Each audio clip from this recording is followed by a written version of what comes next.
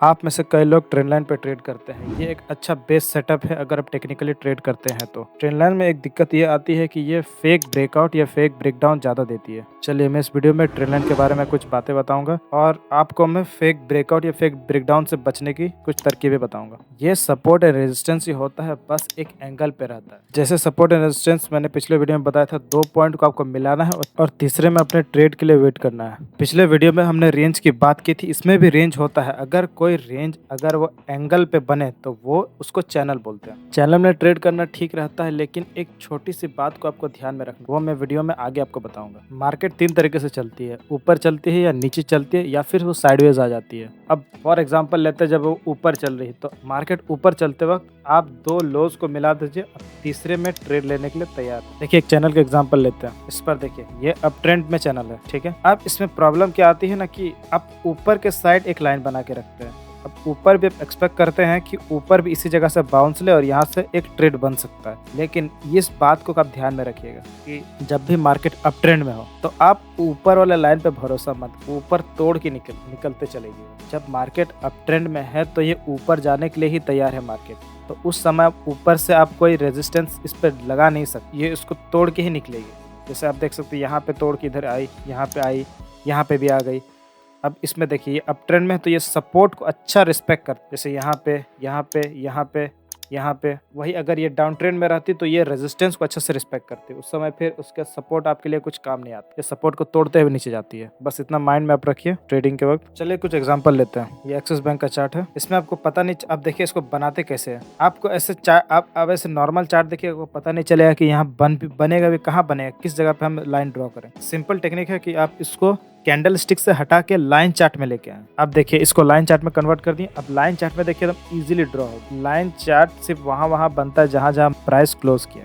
देखिए इस जगह सपोर्ट लिया, इस जगह लिया, अब इस जगह पे ट्रेड के लिए तैयार है। ये देखिए ये एक सिनेरियो है जहाँ पे मार्केट हल्का ब्रिज कर गया, लेकिन ये ब्रेकडाउन नहीं है। रीजन बीइंग कि देखिए आप इसको ब्रेकडाउन कंसीडर नहीं कर सकते, क्योंकि देखिए जब भी ब्रेकडाउन ब्रेकआउट जब भी हो तो आपको ये ध्यान में रखना है कि जो कैंडल ब्रेक दे रहा है वो बड़ा होना, सिग्निफिकेंटली बड़ा होना चाहिए। अगर ये बड़ा नहीं है तो मान के चलिए ये एक इस तरह से हल्का सा खाली ब्रिज किया और अगला ये एक कैंडल हुआ, दूसरा और तीसरा कैंडल, तीनों की तीनों रेड होना चाहिए। अगर वो ब्रेकडाउन दे रहा है तभी वो सक्सेसफुल होगी, नहीं तो फिर देखिए अब ये एक ब्रेक दिया, अगला एक कंफ्यूज कर दिया, फिर अगला ग्रीन बना दिया।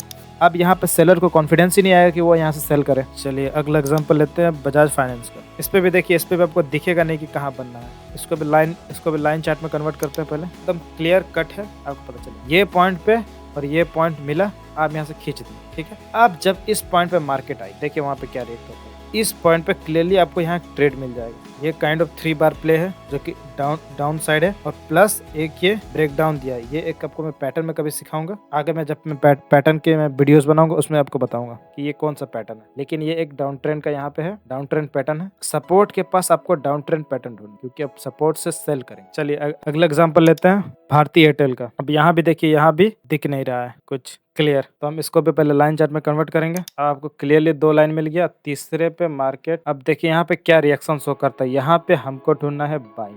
अब देखिए यहाँ पे अगर आपको कोई ट्रेड नहीं मिलेगा तो आप मत लीजिए, जब तक आपको सही ट्रेड ना मिले, सब कुछ परफेक्ट लाइन पे अलाइन ना हो, तब तक आप मत लीजिए। अगला एग्जांपल लेते हैं आईटीसी का।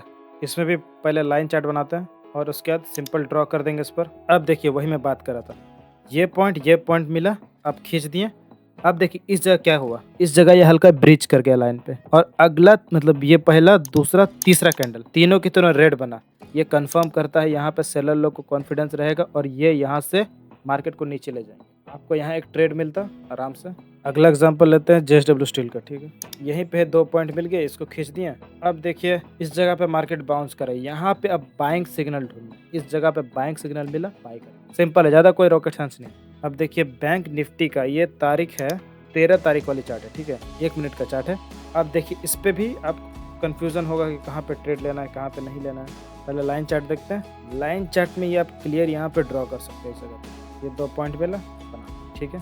अब देखिए ये इस लाइन को ब्रेक दिया, ये एक सेलिंग पैटर्न है, ये एक सेल साइड की पैटर्न है, प्लस ये ब्रेक दिया, और ब्रेक भी पिछले वाले स्विंग के नीचे थी। ये इस लाइन पे सपोर्ट ली थी, यहाँ से भी नीचे गया, और उसके बाद मान के चलिए इतना बड़ा कैंडल फॉल हुआ। अब तो यहाँ ट्रेड कॉन्फिडेंस आएगा कि नहीं कि ले कि नहीं ले, इतना बड़ा फॉल होने के बाद। वेट कर सकते हैं। कहाँ तक वेट कर सकते हैं? इसके स्विंग तक, ये जहाँ से स्विंग किया, ये स्विंग पे एक हॉरिजॉन्टल लाइन खींच दी। अब इस जगह पे आपको सेलिंग सिग्नल ढूंढना है। आगे मैं पैटर्न पे ऊपर वीडियोस बनाऊंगा तो उसमें आपको पता चलेगा कौन से बाइंग पैटर्न्स होते हैं और कौन से सेलिंग पैटर्न्स होते हैं। अभी देखिए ये मार्केट कितना नीचे आ गया। ये सेंसेक्स की चार्ट है। अब देखिए यही मैं बता रहा था कि चैनल में क्या होता है। चैनल में जैसे कि अगर मार्केट डाउन ट्रेंड में है तो उस समय वो सपोर्ट को रिस्पेक्ट उतना करेगी, वो रेजिस्टेंस को रिस्पेक्ट करेगी, सपोर्ट को तोड़ते हुए निकलते जाएगी। तो ज़्यादा कुछ नहीं करना है। अगर कोई कहीं भी कोई लाइन बनाने में दिक्कत होती है, आप पहले उसको लाइन चार्ट में कन्वर्ट करें, आपको क्लियर दिख जाएगा। ऐसे नहीं तो इसमें दुनिया भर का इसमें आप दुनिया भर का नॉइज़ रहेगा, आपको पता नहीं चलेगा कहाँ से क्या ड्रॉ करना है। आप एक बार लाइन चार्ट में कन्वर्ट कीजिए, आपको पूरा क्लियर हो जाएगा चार्ट, आप वहाँ सिंपली ड्रॉ कर सकते हैं। अब देखिए टाइम फ्रेम के साथ एक पंगा रहता है। आप मान के चले 15 मिनट पे एक लाइन ड्रॉ कर दिए, ठीक है, एक ट्रेंड लाइन ड्रॉ कर दिए।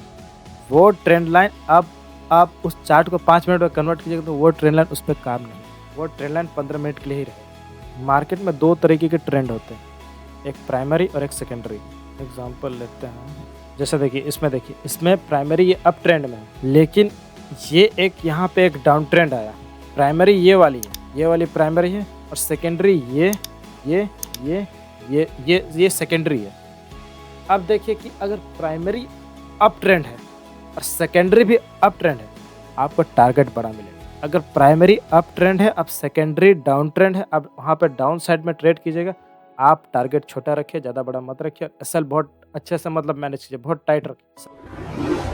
सारे के सारे सपोर्ट रेजिस्टेंस वाले ही इंपॉर्टेंट सेम है। बस इसमें 4th एक्स्ट्रा एक पॉइंट में ऐड करूँगा कि ट्रेंड लाइन आपको बताए कि ट्रेड में रहना, कंटिन्यू करना है या नहीं करना है, ट्रेड को कितना दूर तक आप इसको कैरी कर सकते हैं, इस ट्रेड को, या एग्जिट करना है। मान के चलिए ये 1 2 तीसरा आप यहाँ पे एंटर हो गए, ठीक है। तो जब तक ये इस लाइन को तोड़ के ऊपर नहीं है तब तक आप इस ट्रेड पे बैठे रहिए आराम से, बिना कोई दिक्कत। अगर आप ऑप्शन सेलिंग करते तो और आराम से बैठ पाइएगा, ऑप्शन डीके का भी आपको फायदा होगा। चलिए इस वीडियो में इतना ही। अगले वीडियो में फिबोनाची के बारे में बात करेंगे। आपका बहुत बहुत धन्यवाद। वीडियो में आप